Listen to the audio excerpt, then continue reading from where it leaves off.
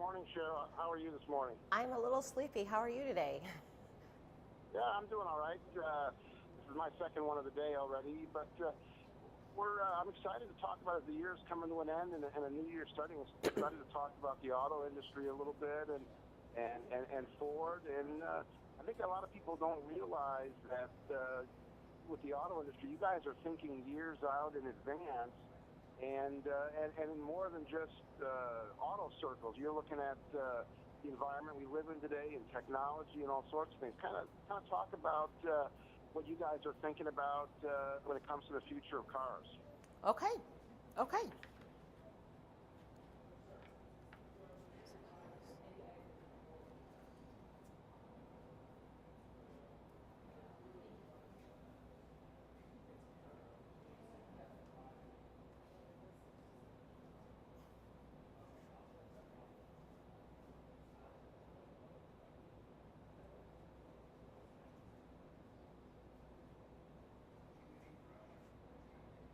I don't know. Are you, Rick? Are you ready? Yeah, I thought we had started. Oh, he thought we had started. Okay. I apologize. Okay, let's start from the top. Okay. Good morning, Sheryl. Thanks for joining me today, and I'm excited as the year comes to an end and a new year starts to talk about the auto industry and what's going on at Ford a little bit. And you guys are thinking way out into the future, and I like that. And you're looking at more than just auto trends. You're looking at kind of the environment we live in and current and futures technology, and just kind of talk about how you guys approach thinking ahead and the future of cars.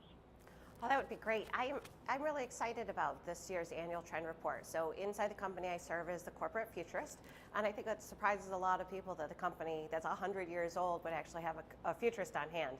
And what surprises them even more is when I tell them that I actually don't look at automobiles at all. My job is to look outside the auto industry, so I look at social, technological, economic, environmental, and political trends. Because we know we'll never be able to predict the future, but we need to try to understand the forces that will shape consumer values 5, 10, sometimes even 20 years out. And so this report gives people a glimpse of what we're thinking about. That's really how Ford has, I think, been a leader in the auto industry for, like you said, over 100 years. It's really amazing, and I think I always tell people now that there's not really a bad car that's made these days, but there's some that are better than others. And with Ford, kind of talk about what you guys put a priority on, and I know what the customers want is of top of mind. But it's not easy trying to figure out what people want and what's best for them. Exactly. And so one of the trends that we call out for 2018 is minding the gap. And it's really talking about the unrelenting spotlight that's been put on inequality, whether it's income inequality, gender inequality, racial inequality. And one of the things that Ford has always prided itself is taking technology and democratizing it. Indeed, it was Henry Ford's legacy was to kind of build the vehicle for the great masses. And so as we think about going forward, accessibility is a really important point of what we're looking at. So not everyone wants to own a car. Not everyone can afford to own a car. So we're changing kind of the way that we go to market, because we're not just talking about building vehicles. We're looking for new mobility solutions, which could include car sharing, ride sharing, even bicycle rentals. Wow, that's all.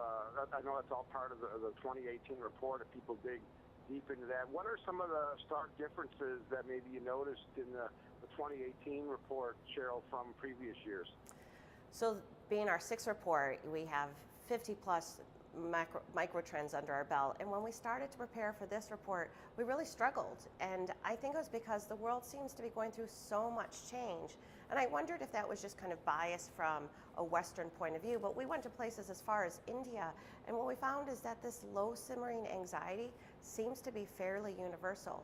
Indeed, 2/3 of the people that we spoke to in 9 different countries told us that they are more stressed out than they were a year ago. And then what does that mean? How do you guys take that information and process it? Well, I think that when you're faced with all this change, and we see really great polarization, how people are responding to it. Some people are leaning in, feeling that this is the best thing that's ever happened, finally a step in the right direction. Well, other people are thinking, oh my gosh, this is the beginning of the end, feeling very disoriented. And for companies like Ford and other brands, trust can be a really a stabling force. And so transparency, consistency, longevity, I think are kind of that hallmark of trust. And so we're really delighted that consumers trust us so deeply, but it's something we can never take for granted. The flip side of this trend, though, is this rise in activism. So we have activist awakening, and this is this notion that even with all of this change, the silver lining is that people are much more engaged than they were before. They're taking action, and in fact, they're actually showing great acts of compassion. So we're excited because we think that these things are important, and a company like Ford that's deeply engaged in the community. Bill Ford has a Better World challenge right now to people out at large, saying, if you can help us come up with ideas, innovative things that can improve access to water, to healthcare, to mobility, we are really interested in learning more, and maybe we can look at trying to sponsor projects similar to that. Yeah, that's a big part of it. I know grassroots, a lot of ideas come out of the grassroots of any industry. And Sheryl, I'll be attending again for the numerous time CES in Las Vegas in about a month. Mm-hmm. And over the last few years, automobiles have been front and center at the show. Do you go to the show and get ideas, and do you know what Ford is going to be has planned or a big presence this year at CES? Yes, in fact, our new CEO, Jim Hackett, will be delivering a keynote speech at CES this year. And we anticipate that technology is going to be front and center, obviously, at the Consumer Electronics Show, but we expect we'll hear a lot of questions about autonomous vehicles, which is, in fact, one of the questions we posed in this book. And we asked people, are you hopeful about the future of autonomous vehicles?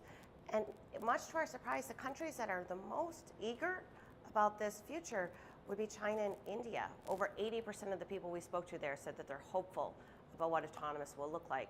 But you compare that to the United States, and the number goes down a significant bit, down to 50%. And if you're in Europe, it drops even lower. I think Germany came in at the lowest at 44%. Yeah, we love our cars in this country, Sheryl. We love driving them. We love showing off our cars. That's kind of unique to our culture here in the United States. It's different in other countries, I know, but does that pose some challenges for you guys for what you maybe want to bring technology-wise into the future? It does. We have to kind of think about it. Autonomous future is going to be a very nuanced future, right? So you have to think about the ecosystem in which it'll exist.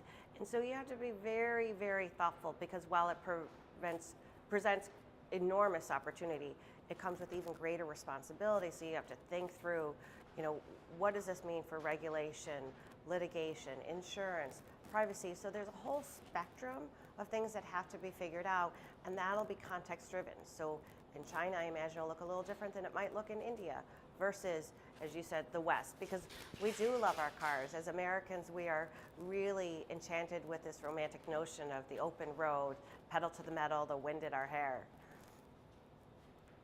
Yeah, I have a great picture heading down the Pacific Highway in a convertible, and that's something that's uniquely here in America. Where can viewers, Sheryl, as we wrap up, go for more information? Maybe pick through some of the data, and whatever else you want to mention as far as what listeners and viewers where they can go to see more information. So we would love if they would go to FordTrends.com and check out the latest publication. Sounds good. Sheryl, thanks for the information. Have a great holiday season. We can't wait to see what's coming in the years to come. Thank you, Rick. Thanks.